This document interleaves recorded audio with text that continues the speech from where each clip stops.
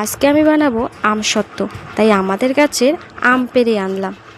তোমরা হয়তো আমগুলো দেখে ভাবতে পারো যে আমগুলো কীরকম ফাকসা দেখতে, কিন্তু তোমরা উপরটাই দেখলে, আমের ভেতরটা কিন্তু দেখলে না। আমগুলো কিন্তু খেতে ভীষণ মিষ্টি, তাই আমি কিন্তু আমের রসে এক টুকরো চিনি ইউজ করিনি।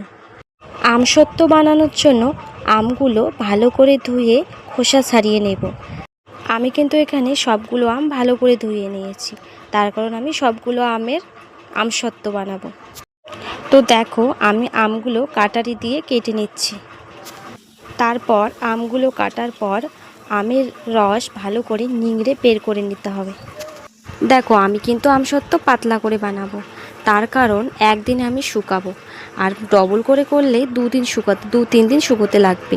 তার কারণ আমি লজেন্সের মতো করে বানাবো, সেই জন্য আমি পাতলা করেই বানাবো। তোমরা চাইলে মোটা করতে পারো। তারপর একটা ছাঁকনির সাহায্যে আমি আমের রসটা বের করে নিচ্ছি। এরপর আমি থালার মধ্যে তেল মেখে নিচ্ছি, যাতে আমসত্ত্ব ভালোভাবে উঠে আসে। তারপর কড়াইয়ে আমের রসটা দিয়ে একটু গরম করে নেব। দেখো, আমার আমের রসটা কিন্তু গরম হয়ে গেছে। এরপর আমি থালার মধ্যে নামিয়ে নেব।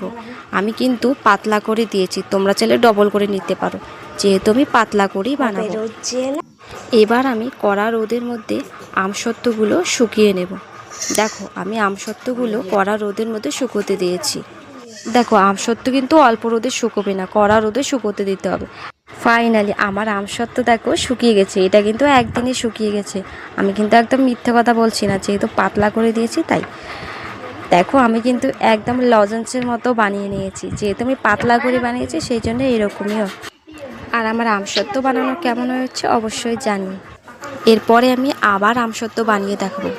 এরপরে লোকে যেভাবে বানায় সেভাবেই বানিয়ে দেখাবো। আর আমি একটু এখানে খেয়ে দেখছি কীরকম হয়েছে। আমার তো অবশ্য ভালোই লাগছে, আর তারপর আমি এদেরকেও দিচ্ছি। আমি বলছি যে সত্যি করে বলবি কীরকম হয়েছে, ওদেরকেও কিন্তু খুব ভালো লেগেছে। তো বন্ধুরা, ভিডিওটা এইটুকুই। ভালো লাগলে অবশ্যই সাবস্ক্রাইব করে পাশে থেকো।